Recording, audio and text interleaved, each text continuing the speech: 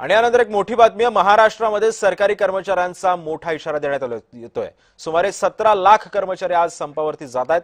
प्रलंबित मागण्यांकडे दुर्लक्ष केल्याचा आरोप करत कर्मचाऱ्यांचा संताप व्यक्त केला जातोय।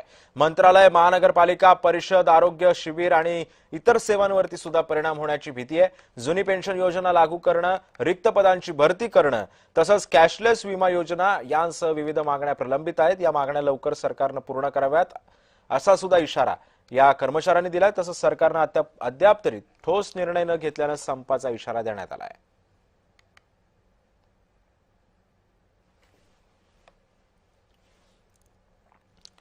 दरम्यान काय काय महत्त्वाच्या मागण्यात आपण त्या पाहतोय। राज्य शासनानं जाहीर केलेल्या सुधारित राष्ट्रीय निवृत्ती वेतन योजनेचे नियम, कार्यपद्धती त्वरित जाहीर करा।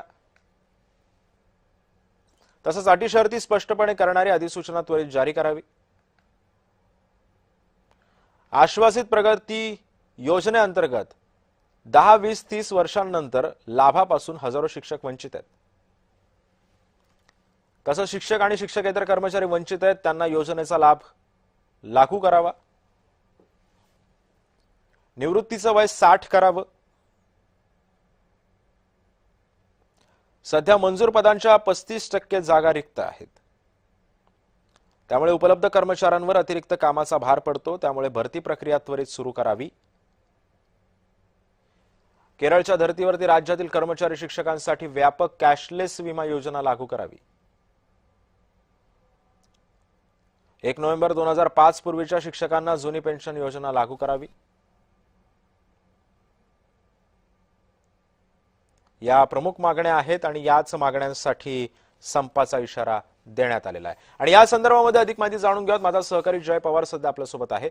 जय, विविध मागण्या आहेत, या मागण्या प्रलंबित आहेत। सरकारनं लवकरात लवकर या मागण्या पूर्ण कराव्यात अशी मागणी जी आहे ती कर्मचाऱ्यांनी केलेली आहे।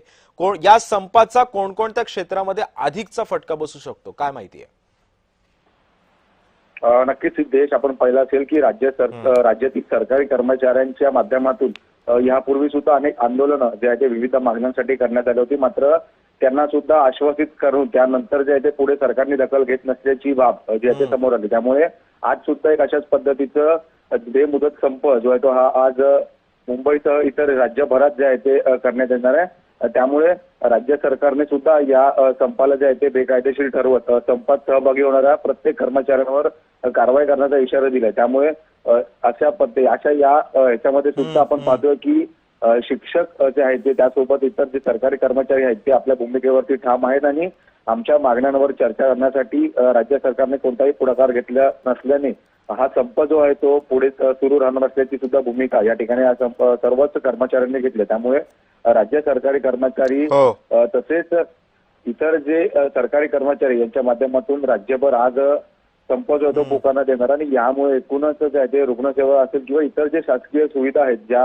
मार्फत जे सर्वसामान्य नागरिक दररोजचा जो आपला प्रवास किंवा मग त्या ठिकाणी त्यामुळे एकंदरीतच सर्व कर्मचारी आक्रमक झालेले आहेत आणि याचा फटका अनेक क्षेत्रांना आणि अनेक व्यवसायांना सुद्धा बसण्याचा इशारा सुद्धा देण्यात आलेला आहे। धन्यवाद तू दिलेल्या सविस्तर माहितीबद्दल।